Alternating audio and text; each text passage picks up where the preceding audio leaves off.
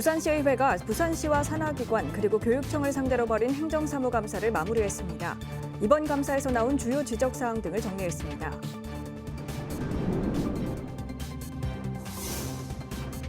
부산문화회관이 조직문화 쇄신 방안을 내놨지만 부산시의회 의원들의 질타가 또다시 이어졌습니다.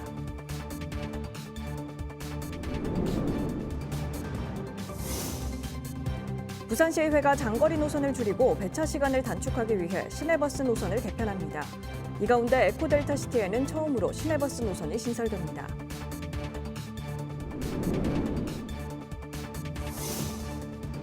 공단도시로 알려진 사상구 학장동에 복합문화공간인 행정복지센터가 들어설 예정입니다. 학장동 주민들의 편의에 얼마만큼 도움이 될지 주목됩니다.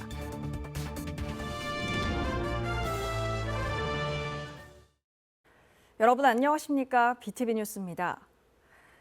부산시의회가 올해 마지막 정례회에서 부산시와 산하기관 그리고 교육청에 대한 행정사무감사를 마무리했습니다. 열흘간 열린 이번 감사에선 어떤 문제점들이 지적됐는지 주요 이슈를 정리했습니다. 김석진 기자입니다. 부산시의회는 지난 19일 의회 사무처를 끝으로 행정사무감사를 마무리했습니다. 이번 감사에선 낭비성 예산 집행에 대한 지적이 많았습니다. 김효정 의원은 부산관광공사가 유튜브 채널을 8개월 운영하는데 1억 원을 쓰고 방치하고 있다고 질타했습니다.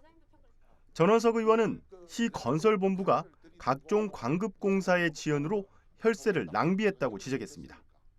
감사에선 지적되지 않았지만 저희 보도를 통해 광안대교에 설치된 스마트 톨링 시스템에 대한 의혹도 제기됐습니다. 부산은 현재 유료 도로가 가장 많은 곳인데 광안대교는 3년 후에는 무료화가 예정입니다. 그런데 굳이 수십억 원을 들여서 이런 시스템을 설치한다는 것은 유료화를 연장하려는 것은 아닌지 의심이 들고요. 현재 이 시스템이 교통정치 해소에 얼마나 많은 도움이 되는지도 모르겠습니다.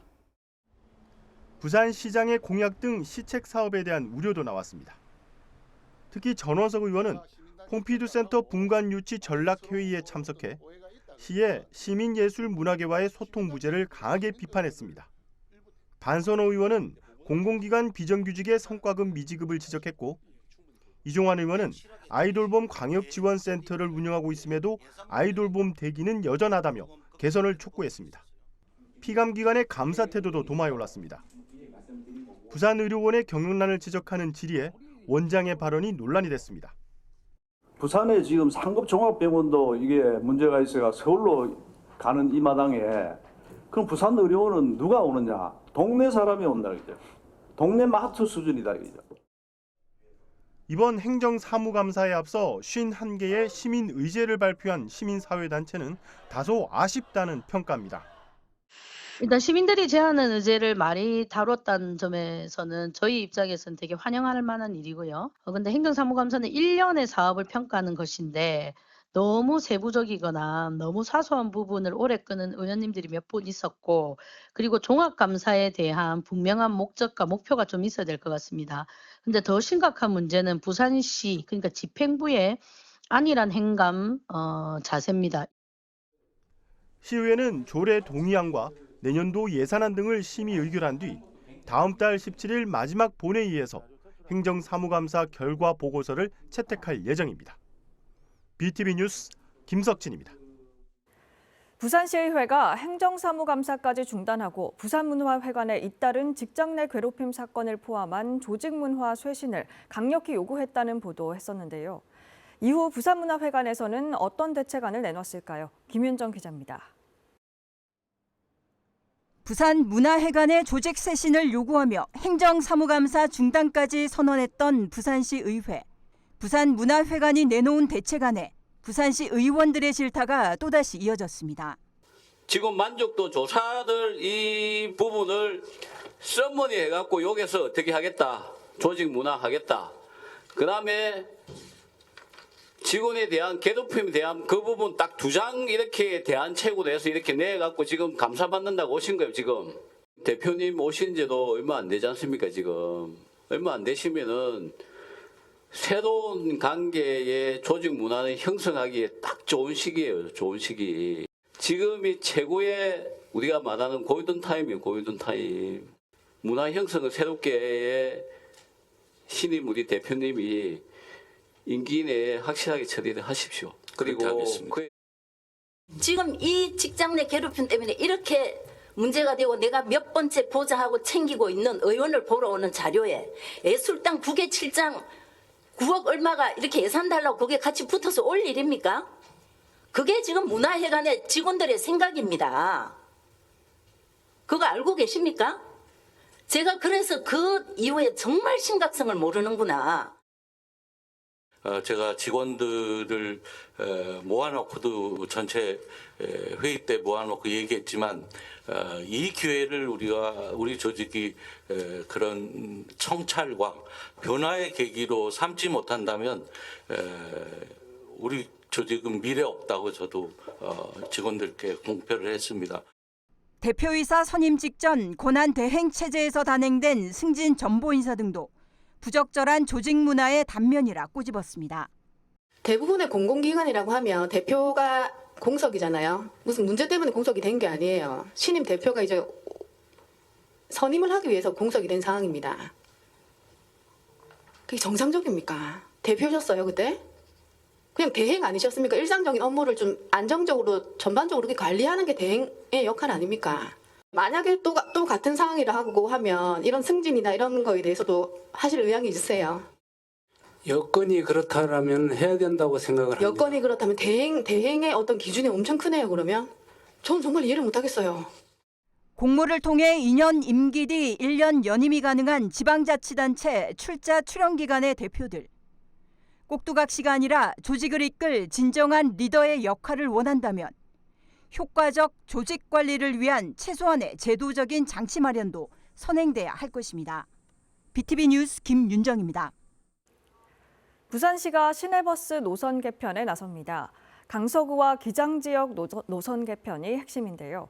강서구 외곽에서 도심으로 연결되는 노선이 조정되고 에코 델타시티를 지나는 노선이 신설됩니다. 장동원 기자입니다. 부산 외곽 지역의 산업단지와 신도시가 크게 증가하면서 대중교통 환경도 달라졌습니다.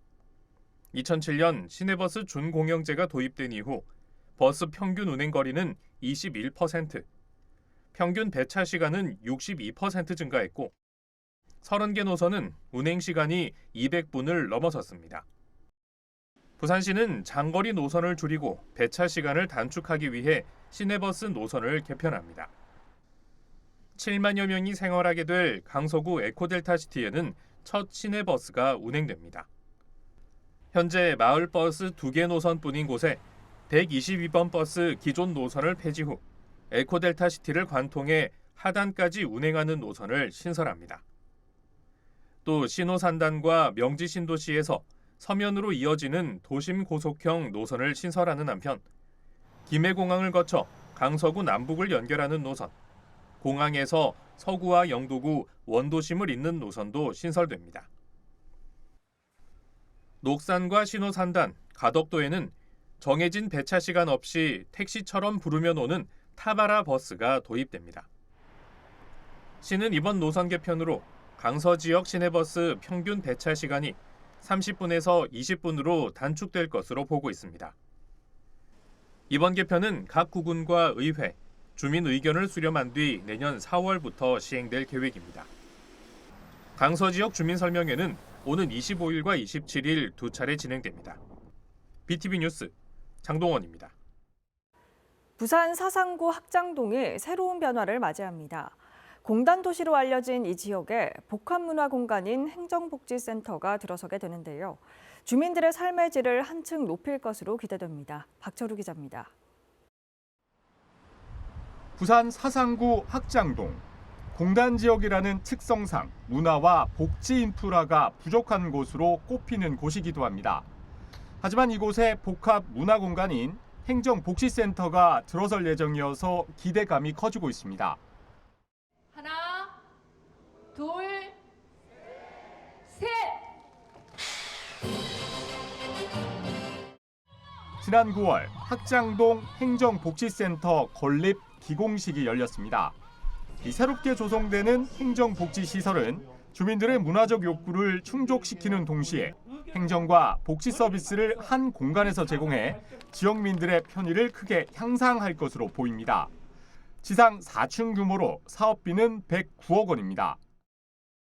확장층을 거닐면서 나중에 우리 동사무소가 되면 여기 와서 카페에 와서 커피 한잔하고 갈 수 있는 그런 쉼터의 역할을 다 할 것입니다. 주민들의 휴식을 즐길 수 있는 문화 공간을 비롯해 커뮤니티 공간, 여기에 어린이 복합 문화 공간인 들락날락도 들어설 예정입니다. 행정복지센터 1층은 지역 주민들에게 맞춤형 복지 서비스를 제공해 생활의 중심지 역할을 하게 됩니다. 내년 12월 완공을 목표로 한 이 프로젝트가 2만 6천여 명의 학장동 주민들의 삶에 어떤 변화를 가져올지 주목됩니다. BTV 뉴스 박철우입니다.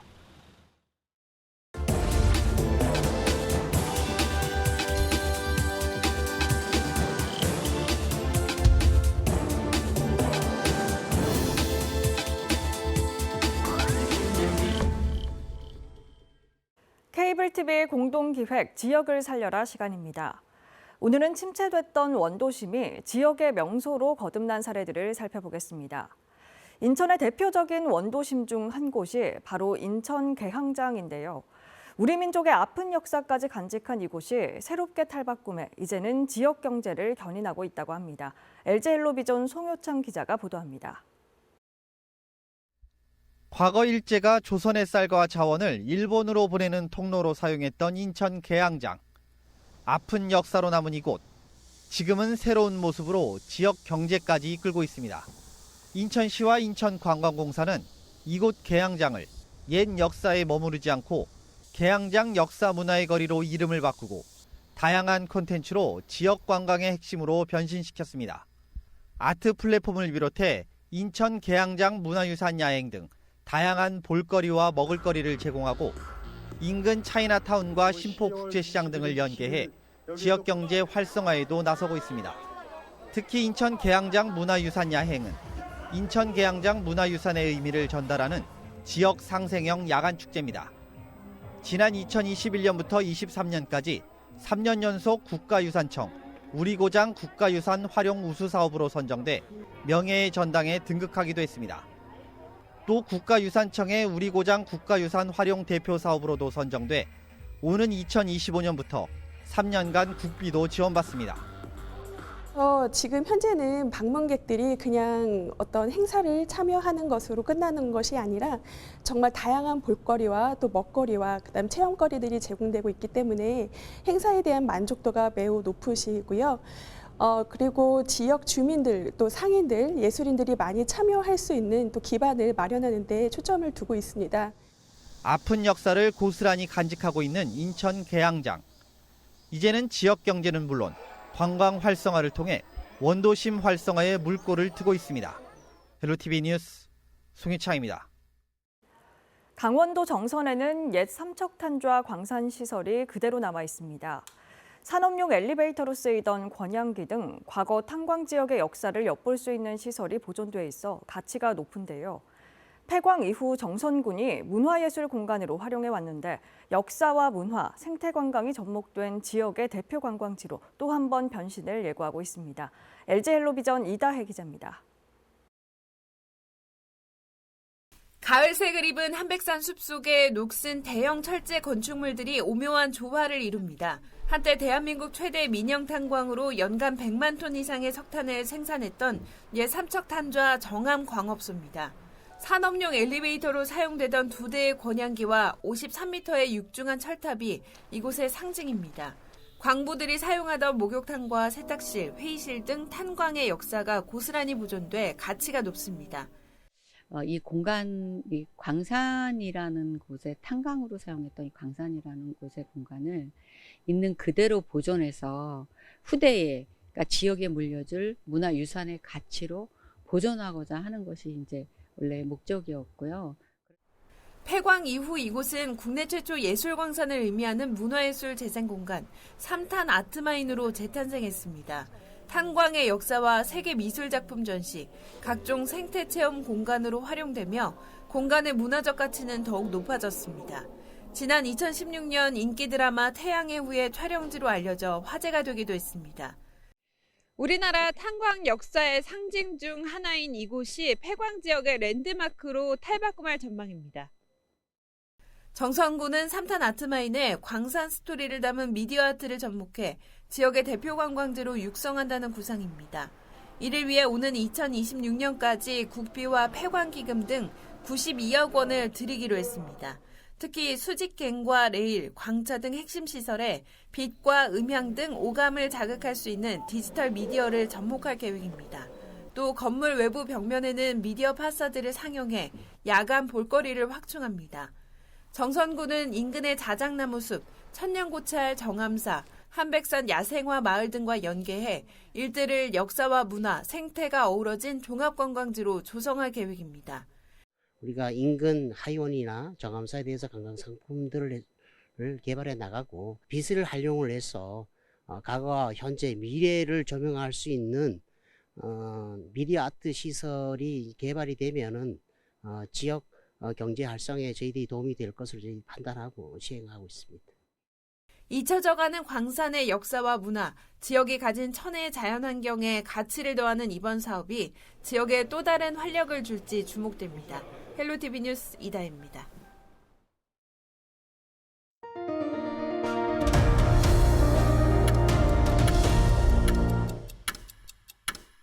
지난 18일 부산은 올가을 들어 가장 낮은 기온을 기록했습니다. 깊어진 가을을 만끽하기도 전에 겨울이 찾아온 듯한데요. 지나가는 가을의 아쉬움, 빛축제로 달래보는 건 어떨까요? 부산의 대표 빛축제죠. 광복로 겨울빛 트리축제에 불이 켜졌습니다. 차선영 기자가 보도합니다. 광복로 광장에 등장한 메인 트리의 화려한 불빛이 반짝이고 최신 미디어 기술이 접목된 트리가 관광객의 시선을 사로잡습니다. 부산 겨울 대표 축제, 광복로 겨울빛 트리 축제의 화려한 막이 올랐습니다. 지난해보다 보름 일찍 시작된 올해 트리 축제 테마는 광복라이트 명작입니다. 부산 최초로 입체적인 표현 기법인 아나몰픽과 홀로그램 등을 선보였습니다. 최초로 최신 미디어 기술을 구현해서 시티 스포트의 메인 트리에 영상 콘텐츠를 연출하는 그런 이번 트리 축제가 되겠습니다. 타구의 트리 축제와는 완전 차별화된 그런 축제로서 우리 관광객 유입에 큰 도움이 될 것으로 기대하고 있습니다. 올해 겨울빛 트리 축제는 광복로 빛축제의 화려함에 중구의 역사와 문화를 입혀 빛축제의 의미를 더했습니다. 중구를 상징하는 용두산 공원에도 빛 조형물이 설치돼 빛의 거리가 확장됐습니다. 축제 기간 광복로와 용두산 공원을 찾은 관광객들의 발길과 눈길 닿는 곳 전체가 포토존인 셈입니다. 거의 매년 왔었는데 올해는 또 작년이랑 다르게 그리고 특히 이런 거 있어서 애기랑 같이 사진 찍어주기가 너무 좋네요. 도심 속 화려함을 즐길 수 있는 광복로와 함께 삼복하늘 빛의 거리에선 부산항 야경과 도시 불빛을 내려다보며 감성 가득한 겨울밤을 경험할 수 있습니다. 해광고등학교부터 영주동 하늘눈 전망대까지 약 2km 구간의 빛 조형물이 설치되고 모노레일 승강장에는 미디어 프로젝트가 연출됩니다. 중구는 12월부터 겨울빛 트리 축제에 어울리는 콘서트와 버스킹 공연 등을 진행해 관광객들의 발길을 잡을 계획입니다. 지난해보다 한 달 늘어난 광복로 겨울빛 트리 축제는 내년 2월 2일까지 80일간 열립니다. 헬로티비 뉴스 차선영입니다. 대학 수학능력시험을 마친 수험생을 대상으로 다양한 프로그램이 진행됩니다. 부산시는 자기개발과 진로, 문화체험, AI 교육 등 학교 생활 마무리를 위한 교육과정 지원에 나섭니다. 박재한 기자입니다. 부산경제진흥원에서는 부산 청년잡 성장 프로젝트 사업과 연계 예비 대학생 등을 위한 1:1 진로 상담과 재테크 교육을 지원합니다. 12월에는 청년 일자리 정책 아이디어 경진대회를 개최해 부산시 청년 정책에 대한 안내와 상담도 제공합니다. 부산교통공사에서는 중고등학교를 방문해 도시철도 기관사에 대한 강의형 진로 교육과 철도 사업소 견학을 통한 체험형 진로 프로그램을 운영합니다. 동래구 진로교육지원센터에서는 직업 특강과 대학생 멘토링 프로그램을 운영하고 오랜 수험 생활로 지친 수험생들의 마음을 달래주는 힐링 프로그램도 마련됩니다. 영화의 전당에서는 고등학생들을 대상으로 한국 영화 우수 작품을 선정해 관람과 해설을 제공하고 영화 관련 진로 특강을 운영합니다. 동래 문화회관에서는 고3 학생 등 500명을 대상으로 오는 21일 오전 인공지능 시대 진짜 전문가로 성공하는 방법을 주제로 장동선 뇌과학 박사의 콘서트가 펼쳐집니다. BTV 뉴스 박자리입니다. 부산시는 올해 초 광안대교에 스마트 톨링이라는 새로운 통행료 징수 시스템을 설치해 현재 시험 운영 중입니다.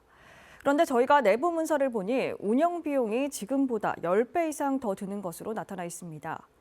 그럼 왜 3년여 뒤면 무료화되는 광안대교에 이 시스템을 도입한 걸까요? 김석진 기자의 단독 보도입니다. 광안대교의 시험 운영 중인 스마트 톨링 시스템입니다. 차량이 지나가면 영상으로 인식해 후불 고지하는 방식입니다. 하이패스 차량은 기존처럼 부과되고 일반 차량은 고지서를 받게 됩니다. 이 시스템은 광안대교 대연동 일원 진출입로 4곳에 약 70억 원을 들여 설치됐습니다. 광안대교는 지난 2017년 흑자로 전환해 한 해 300억 원 이상의 수익을 내고 있습니다. 하지만 오는 2028년 5월이면 통행료 징수 기간이 끝나 무료화됩니다. 불과 3년여 뒤 철거될 시스템을 도입한 이유가 궁금해집니다. 취재진이 입수한 스마트 톨링 시스템 구축 보고서입니다. 광안대교 주변 도로 사업으로 요금소 통합 이전이 불가피하다고 되어 있습니다. 그런데 설치 시 문제점도 밝히고 있습니다. 후불 고지 비용과 미납률이 지금의 13배에 달하고 면제 차량 확인도 어려워 조례 개정이 필요하다는 겁니다. 기술적 한계도 드러나 있습니다. 이론상으로 대교의 상하행선 각 한 곳씩 설치하면 되지만 구조 지리적 문제로 불가하다는 겁니다. 도로공사도 그렇게 하고 있고 또 이 거리는 한계 맥스는 70m다. 그러니까 우리는 그 밑으로 에러를 최소화하기 위해서 그 밑으로 거리를 했다. 시는 전자고지를 도입해 고지 비용을 절감하고 사전 등록 할인제를 통해 미납 통행료를 관리하겠다고 밝혔습니다. 하지만 얼마 전 시는 광안대교 통행료 미납자가 늘자 고액 미납자를 형사 고발한 바 있습니다. 부산은 현재 유료 도로가 가장 많은 곳인데 광안대교는 3년 후에는 무료화가 예정입니다. 그런데 굳이 수십억 원을 들여서 이런 시스템을 설치한다는 것은 유료화를 연장하려는 것은 아닌지 의심이 들고요. 현재 이 시스템이 교통정치 해소에 얼마나 많은 도움이 되는지도 모르겠습니다. 시는 요금 징수 관련 조례를 개정하고 내년 2월 1일부터 스마트 톨링을 통한 통행료 징수를 전면 시행할 예정입니다. BTV 뉴스 김석진입니다.